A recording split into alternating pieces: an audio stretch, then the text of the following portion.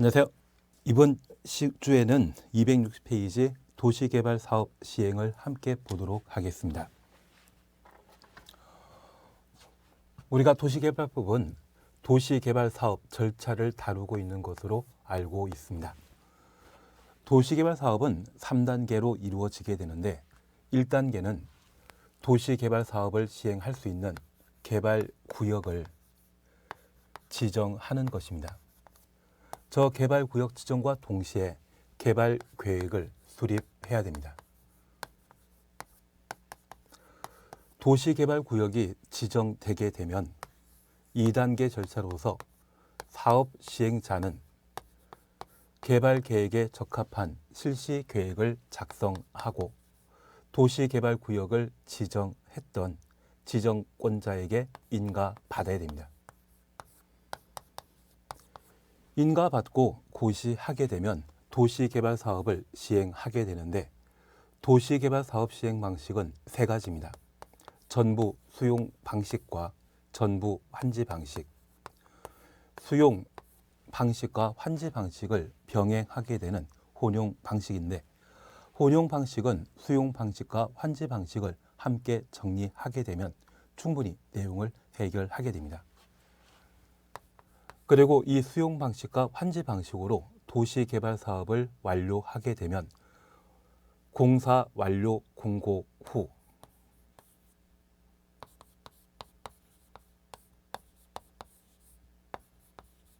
수용 방식의 경우에는 조성한 토지 또는 건축물을 분양하게 됩니다. 이를 공급이라 표현하게 됩니다.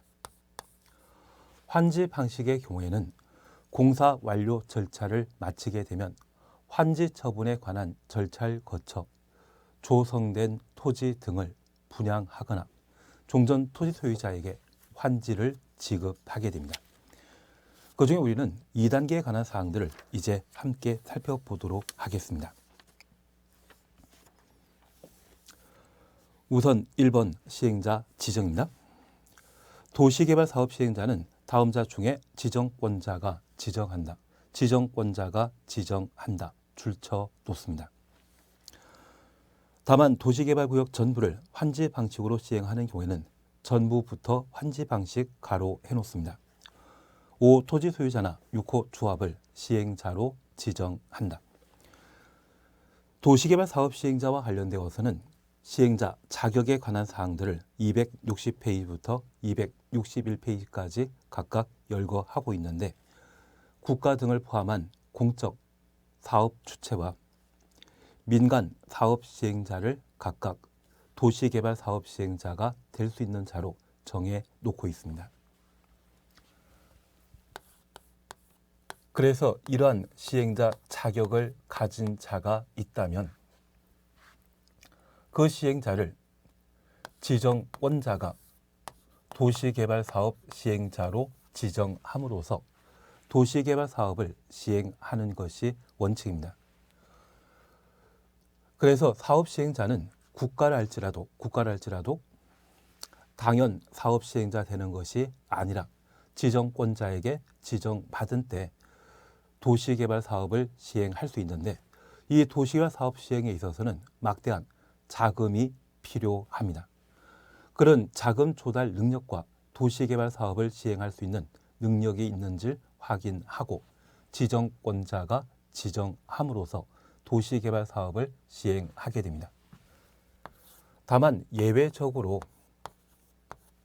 도시개발 사업 형태가 전부 환지 방식인 경우에는 원칙적으로 도시개발구역 안의 토지 소유자가 설립한 도시개발조합이 도시개발사업 시행자가 되도록 되어 있습니다. 우리가 직접 얼굴 맞대고 함께 공부하진 않지만 우리 모두가 모여서 피자 한 판을 주문하고자 돈을 각출하는 경우가 있을 겁니다. 그리고 이 피자를 배달받게 되면 이 피자는 여러 조각으로 나뉘어 있는데 내가 받아든 피자 한 조각에 소세지 토핑이 하나 올라가 있고 옆에 분의 피자 조각에는 소세지 토핑이 2개 올라가 있다고 하면 나는 아무 불편 없이 피자를 드신다? 마음속에서 화가 난다. 마음 편하게 드실 수 있죠. 그런데 이 피자 한 조각이 아니라 만약 땅을 환지 방식으로 받게 되었을 때 내가 보상 형태로 받게 되는 환지보다 옆에 사람이 환지 받는 것이 더 좋아 보인다고 하면 저 환지에 일정한 문제가 있지 않는가? 분쟁이 발생할 수 있는 소지가 있습니다. 그래서 나한테는 형편없는 환지를 지급해주고 옆에 사람에게는 부당한 방법으로 또는 부정한 방법으로 좋은 환지를 받는 게 아닌지 의심하는 경우가 있습니다. 그래서 이 전부 환지 방식으로 도시개발 사업을 시행하게 되면 분쟁이 발생되게 되고 이러한 분쟁은 소송 절차로 진행되는 경우가 있습니다. 송사 3년이면 집안 망한다는 이야기 들어보신 적 있죠. 그래서 이 전부 환지 방식으로 도시개발 사업을 시행하게 되면 사업이 성공하겠습니까? 실패하겠습니까? 실패합니다. 용인 쪽에 한 7년, 8년 전에 환지 방식의 도시개발 사업을 시행하고자 시도했던 적이 있습니다. 다양한 소송 문제로 사업이 지체되고 제대로 끝을 못 내더라고요. 그래서 이 환지 방식으로 도시개발 사업 하게 된다고 하면 한 10년 정도 걸리는 것이 특징입니다. 그러면 도시개발 사업이 진척되지 않고 엉뚱한 시행자가 막대한 자금을 투입했는데 이러한 소송 등의 문제로 사업이 지연되게 되면 그 사람은 쪽박 차는 일이 발생하게 되죠. 그래서 실패가 예상되는 전부 환지 방식의 도시개발 사업에 대해서는 토지 소유자가 알아서 하라. 그런 의미에서 소유자 또는 조합을 도시개발 사업 시행자로 지정권자가 지정하게 됩니다. 그래서 전부 환지 방식의 도시개발 사업은 실패가 뻔히 예상되는 사업 형태라는 것을 파악해 놓으시고 그런 실패는 환지 받게 되는 토지 소유자가 그 원인이 되기 때문에 그 원인을 제공할 수 있는 토지 소유자가 알아서 도시개발 사업 시행하라고 소유자 또는 조합을 도시개발 사업 시행자로 지정하게 됩니다. 취지 이해되시겠습니까? 그리고 262페이지입니다. 양가로 2번 지정 신청과 관계된 사안에 대해서는 크게 신경 쓰지 않습니다. 그리고 양가로 3번입니다. 환지 방식의 시행자 지정입니다. 앞서 보셨습니다. 지정권자는 도시개발구역 전부를 환지 방식으로 시행하는 경우에는 토지 소유자나 조합을 시행자로 지정한다. 동그라미 2번입니다. 이에 불구하고 다음 각호 어느 하나에 해당되는 사유가 있으면 지방자치단체나 지방자치단체부터 가로 열어놓습니다. 주택공사, 지방공사, 신탁업자, 가로 속에 지방자치단체 등입니다. 지방자치단체 등까지 가로 닫아놓습니다. 시행자로 지정할 수 있다. 이 경우 도시개발 사업 시행하는 자가 시도지사 대도시장인 경우 시도지사 대도시장 가로 해놓습니다. 국토교통부 장관이 지정한다. 국장 지정 줄쳐 놓습니다. 1번입니다. 토지 소유자나 조합이 개발계획 수립 고시일부터 1년 이내 1년 동그래 놓습니다. 시행자 지정을 신청하지 아니한 경우. 그리고 2번입니다. 지방자치단체장이 집행하는 공공시설에 관한 사업과 병행하여 실시할 필요가 있다고 인정되는 경우 공공시설에 관한 사업과 병행하여 줄만 쳐놓습니다. 그리고 3번 도시개발구역의 국공유를 제외한 국공유지 제외 추천놓습니다.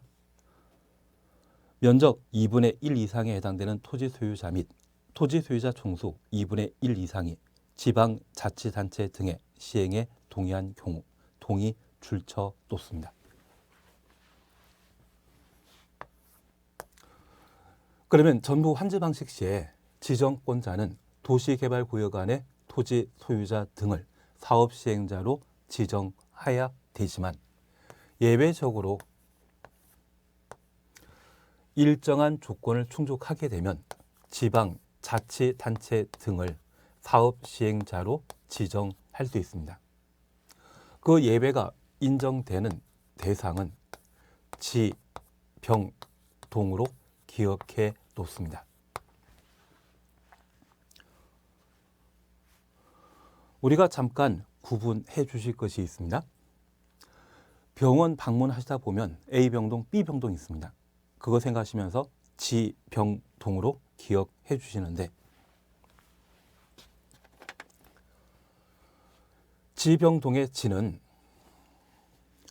도시개발 사업 시행 방식이 전부 환지 방식인 지는 개발 계획을 수립함으로써 사업 시행 방식을 확인할 수 있습니다. 저 개발 계획 수립 고시한 날부터 1년 내 도시개발구역 안의 토지 소유자 조합이 도시개발 사업 시행자 지정 신청하지 아니하면 도시개발 사업을 신속히 추진할 목적으로 지방자치단체 등을 사업 시행자로 지정할 수 있습니다. 토지 소유자 또는 조합이 사업 시행자 지정 신청하고자 하면 일정한 절차를 밟아야 되는데 그러한 절차를 제대로 이행하지 못했다고 하면 개발계획 수립 고시한 날부터 1년 내 사업 시행자 지정 신청하기 곤란하죠. 만약 이런 경우에는 지방자치단체 등을 시행자로 지정할 수 있다는 이야기입니다. 그리고 두 번째, 병은 병행입니다. 최근 정부에서 3기 신도시 지정 발표하면서 도시개발 사업과 병행하여 지하철을 함께 설치하는 경우가 있습니다.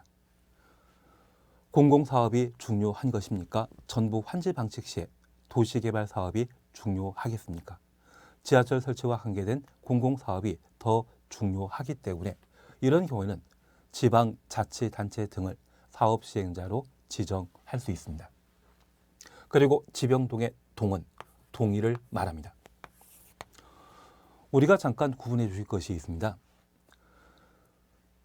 통상 도시개발 사업과 관련되어 국공유지를 포함하여 일정한 동의 절차를 밟도록 되어 있는데 이 부분만큼은 국공유지를 제외한 면적 2분의 1, 총수 2분의 1 이상의 토지 소유자 동의 받아 지방자치단체 등을 사업시행자로 정하는 경우입니다.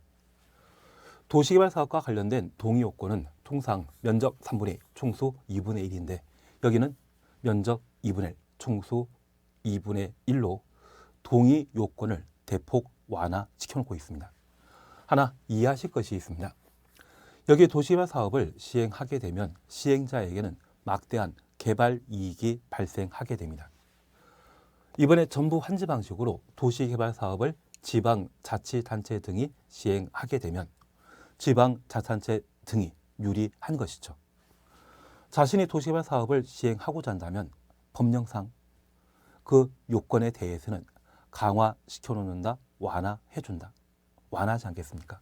그래서 도시개발법의 다른 토지 소유자 동의에 있어서는 국공유지를 포함시키지만 저 국공유지 제외한 다른 도시개발 사업의 동의 요건은 면적 3분의 2, 총수 2분의 1이지만 면적 2분의 1, 총수 2분의 1 이상의 토지 소유자 동의 받아 지방자치단체 등을 사업 시행자로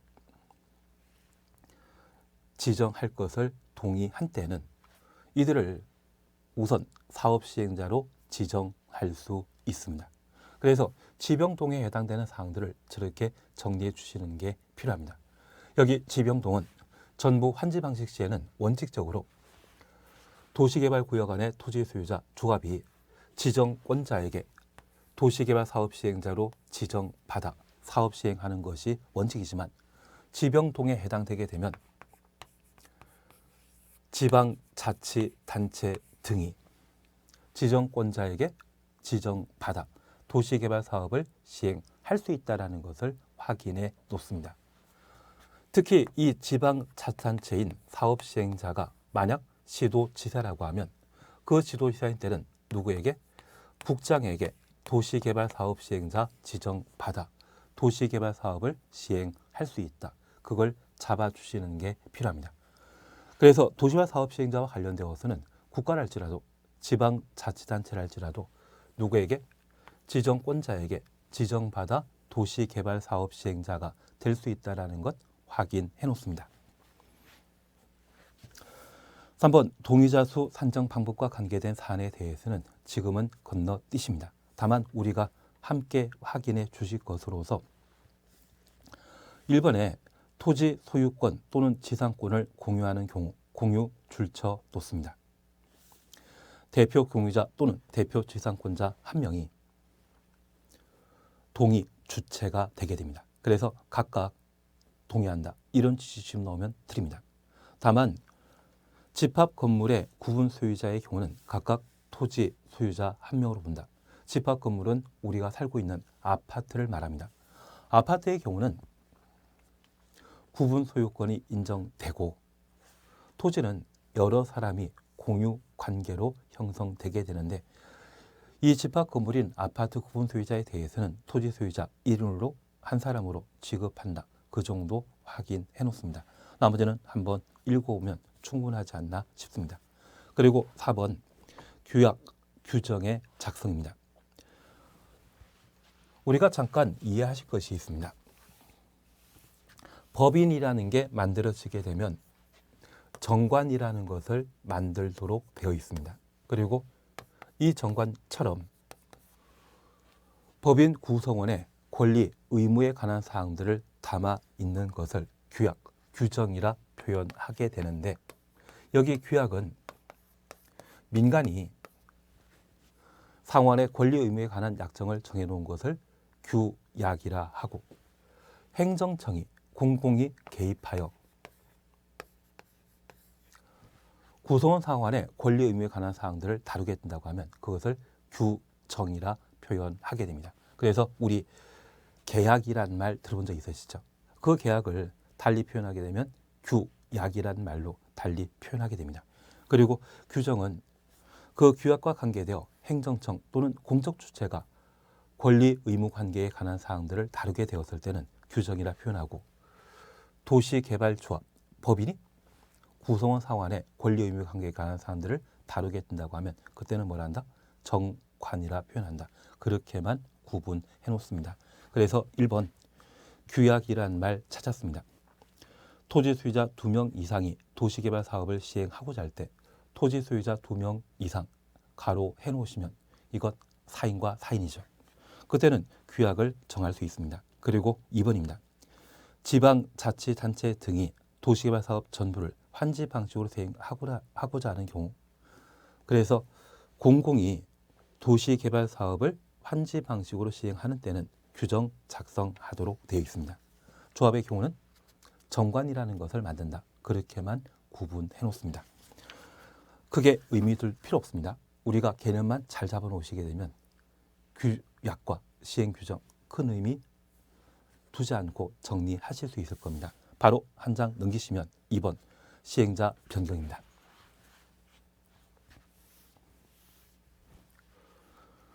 도시개발 사업 시행자는 지정권자가 자격 있는 자 중에 하나를 지정하는 것이 원칙이고 전부 환지 방식에 있어서는 소유자 등을 사업 시행자로 지정하는 것을 원칙으로 하며 지병동에 해당되는 경우는 지방자치단체 등을 사업 시행자로 지정할 수 있습니다. 이렇게 결정된 시행자를 변경하는 경우가 있습니다. 시행자를 변경하는 것은 도시개발 사업과 관련된 역량이 부족한 것이 확인되게 되면 그 도시개발 사업을 계속 추진하기 위해 시행자 변경해서라도 사업을 시행해야 되겠죠. 그래서 역량 부족 시에 시행자 변경할 수 있다. 그 정도를 구분하시면서 우리는 일실, 이착이란 말을 함께 정리해 주시는 게 필요합니다. 워낙 자주 시험에 출제되는 것이 시행자에 관한 사안이기 때문에 꼭 한번 확인해 놓습니다. 2번 시행자 변경입니다. 지정권자는 다음에 해당되는 경우에는 시행자 변경할 수 있다. 1번입니다. 도시개발 사업에 관한 실시계 인가받은 후 2년 내 사업 착수하지 아니한 경우, 2년부터 착수하지 아니한 경우까지 가로 해놓습니다. 이게 이 착입니다.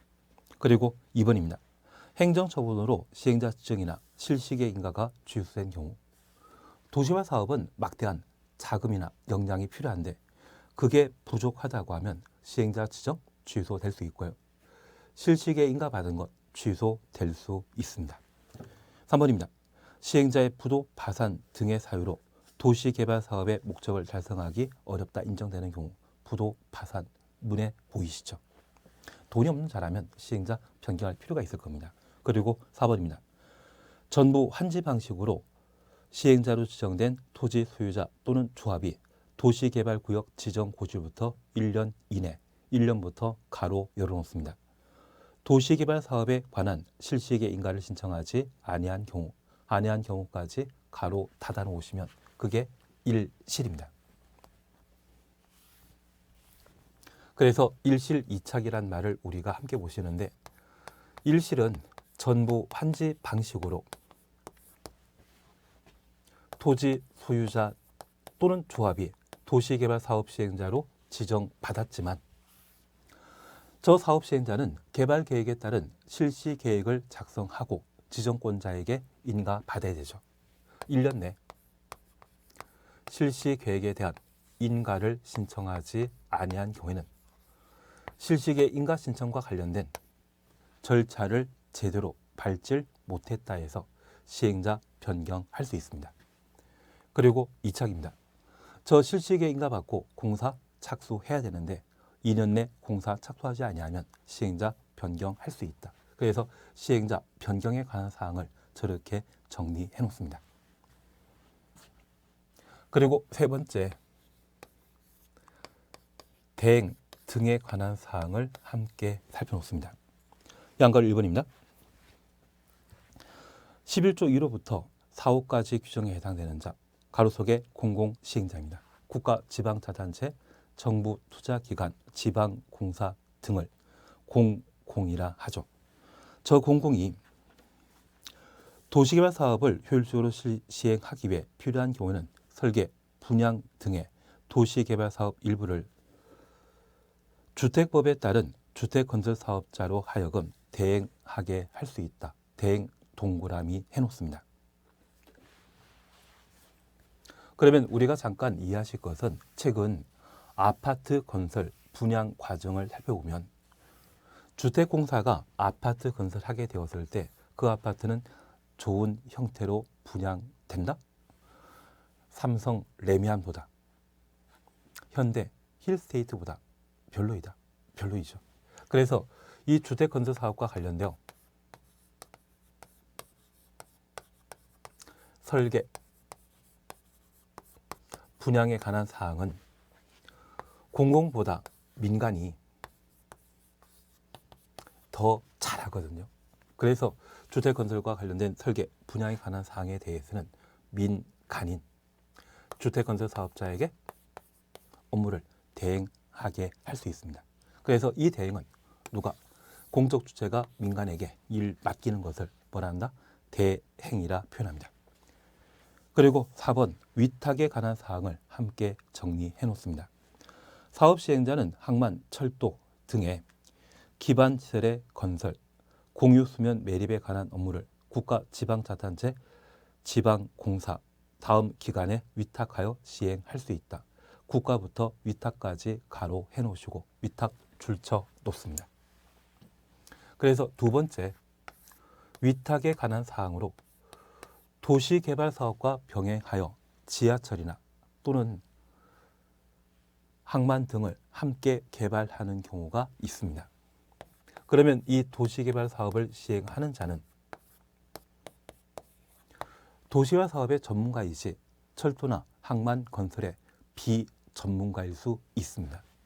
그러면 우리 주변에 철도와 관련되어서는 철도공사, 고속도로와 관련되어서는 도로공사라고 하는 기반시설, 인프라 설치 전문 공공기관이 있죠. 그래서 이 공공에게 일을 맡기는 것을 뭐라 한다? 위탁이라 표현합니다. 그래서 공공이 민간에게 주택건설 사업과 관련되어 설계, 분양에 관한 일을 맡기게 된다고 하면 그때는 대행이라 하고, 도시개발 사업 시행자가 철도 건설 등을 공공에게 맡기게 되면 그때는 뭐라 한다? 위탁이라 표현합니다. 하단부 이야기에 대해서는 크게 문제 없습니다. 그리고 한 장 넘기시면 5번 신탁입니다. 저번 줄에 가로속에 민간 시행자라는 말 찾았습니다. 저 민간 시행자는 지정권자 승인 받아 지정권자 승인 주었습니다.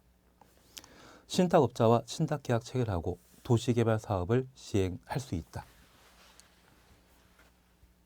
그래서 시행자와 관계된 사항으로 신탁에 관한 사항들을 함께 살피시는데, 우리 신탁업자라는 말 들어보신 적 있고 신탁이란 말을 민법에서 공부하셨다고 하면 저 신탁은 민간이 할 일 전부를 신탁업자에게 맡기는 것을 신탁이라 표현하게 됩니다. 그러면 우리가 잠깐 이해하실 것이 있습니다. 저 신탁업자는 돈 참 많은 사람이죠. 그러면 저 민간이 돈이 많은 것으로 알고 지정권자가 도시개발 사업을 해보라고 지정했는데 실제 돈이 부족하여 자신이 할 일을 신탁업자에게 맡기게 되었습니다. 이거 정상적인 것 아니죠. 돈 많은 줄 알고 지정권자가 지정해놨는데 저 시행자인 민간이 자신이 직접 도시개발 사업하기 곤란하다 해서 신탁업자에게 일을 맡긴다고 하면 이건 뭔가 속이고 기망하고 뭔가 잘못 도시개발 사업 시행자로 지정받은 것입니다. 만약 이런 경우에는 지정권자에게 승인받은 때에만 민간은 신탁업자에게 신탁할 수 있습니다. 그래서 시행자와 관계된 사항으로 우리 대행에 관한 사항들을 함께 보셨는데 저 대행은 누가? 공적주체가 민간에게 주택건설사업과 관련된 설계, 분양 업무를 맡기는 것을 대행이라 하고, 위탁은 시행자가 철도 건설 등을 공공에게 맡기는 것을 위탁이라 합니다. 이러한 두 가지는 좀 잘해보고자 하는 조치에 해당되는 것으로서 지정권자에게 따로 승인받을 필요 없지만, 여기 신탁은 돈 많다고 자랑하면서 도시개발 사업 시행자 되었는데 있는 척한 것이죠. 실제 돈이 없어서 신탁업자에게 도시개발 사업을 신탁하고자 한다고 하면 이것 뭔가 잘못되지 않았나 싶어 지정권자에게 승인받은 때만 신탁을 할 수 있습니다. 신탁은 누가? 민간이 신탁업자에게 일 맡기는 것을 신탁이라 표현하게 됩니다. 취지 조금 정리되시겠습니까? 그래서 시행자 파트와 관련되어서는 시행자 지정에 관한 사항, 그리고 두 번째 시행자 변경에 관한 사항, 대행, 위탁, 신탁에 관한 사항을 각각 정리하시는 게 필요하고, 자주 시험에 출제되는 제2절 도시개발조합을 정리해 나가시는 게 필요합니다. 여기 도시개발조합도 자주 시험에 출제되기 때문에 반드시 정리해 주셔야 됩니다. 여기 시행자 파트는 늘상 시험에 반복 출제되는 내용으로서 우리가 지금 이 내용들을 잘 챙기고 이해하고 정리해 나가시게 되면 출제되는 문제 하나 또는 두 문제를 분명 해결하실 수 있을 겁니다. 이제 조합에 관한 사항들을 잠깐 살펴보시는데, 이 조합은 조합 설립 절차에 관한 사항과 조합이 만들어졌을 때 그 구성에 관한 사항으로 임원에 관한 사항과 총회에 관한 사항, 조합원에 관한 사항을 각각 구분하여 특징을 정리해 줘야 됩니다. 여기 조합은 우리 국가라고 하는 기관과 유사한 특징을 가지게 됩니다. 국가도 하나의 조직이죠. 그래서 이 조직을 이끌어 나가는 행정부 존재하는데, 그 그 행정부의 역할을 하는 것이 조합장을 포함한 임원이고 국회라고 하는 입법부가 있습니다. 그것이 총회가 됩니다. 그리고 국민이 바로 조합원이 되게 되는데 앞으로 저 조합과 관련된 사항은 절차와 구성에 관한 사항으로 각각 구분하시고 그 구성에 있어서는 임원, 총회, 조합원으로 각각 구분하여 내용 정리하시는 게 필요합니다. 우선 이번 시간에는 절차만 간단히 살펴놓습니다. 양갈 1번입니다. 조합 설립하려면 도시개발구역 안에 토지 소유자 7명 이상이 7명 동원해 놓습니다. 정관을 작성하여 지정권자에게 조합 설립 인가 받아야 된다. 지정권자 줄쳐 놓으시고 지정권자부터 인가까지 가로해 놓습니다.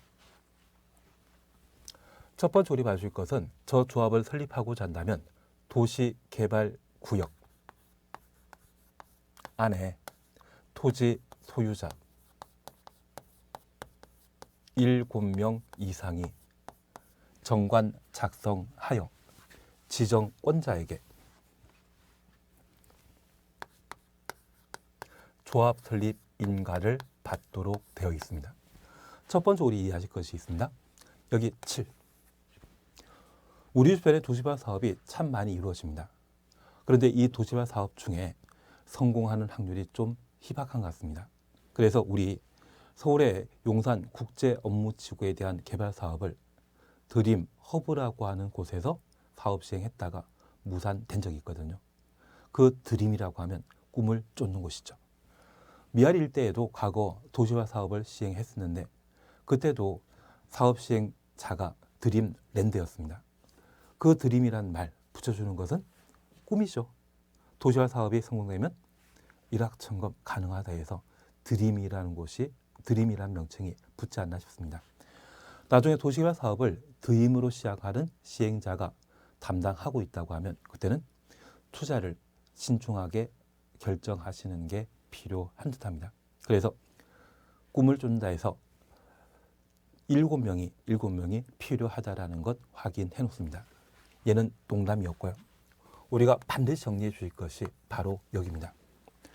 여기 도시개발조합을 설립하려면 도시개발구역의 토지 소유자 7명이 정관 작성하여 지정권자의 인가 받아야 되죠. 도시개발구역 지정 전이다, 지정 후이다. 지정 후이죠. 그래서 도시개발구역 지정 후 조합을 설립할 수 있기 때문에 이 도시개발구역의 지정 제한은 도시개발구역 지정 전에 하는 것이죠. 조합은 도시개발구역 지정 제한하는 자가 아닙니다. 그것 잡아주시는 게 중요 포인트입니다. 그리고 마지막으로 이 도시개발조합을 설립하고자 한다면 지정권자의 인가 받아야 되는데 보통 공법상 조합 설립 인가 시에는 시군구청장의 인가 받는 것이 원칙인데 도시개발법만큼은 누구의? 지정권자의 인가를 받도록 되어 있습니다. 그리고 두 번째 줄입니다. 인가받은 사항을 변경하려면 변경 인가 받아야 된다. 다만 주된 사무 소재지 변경과 공고 방법을 변경하는 경우 신고해야 한다. 주된 사무 소재지 변경부터 공고 방법 변경까지 가로해 놓으시고 신고 줄쳐 놓습니다. 자주 시험에 나옵니다.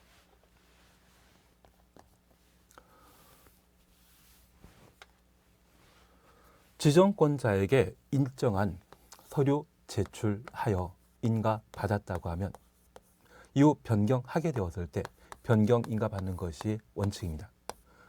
우리 시험에 자주 출제되는 것으로서 주된 사무소 소재지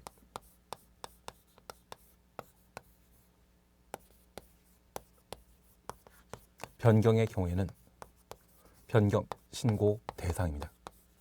하나 이해하실 것은 도시개발 사업을 조합이 담당하게 되었다면 시행하게 되었다고 하면 성공만 하면 일확천금 가능하죠.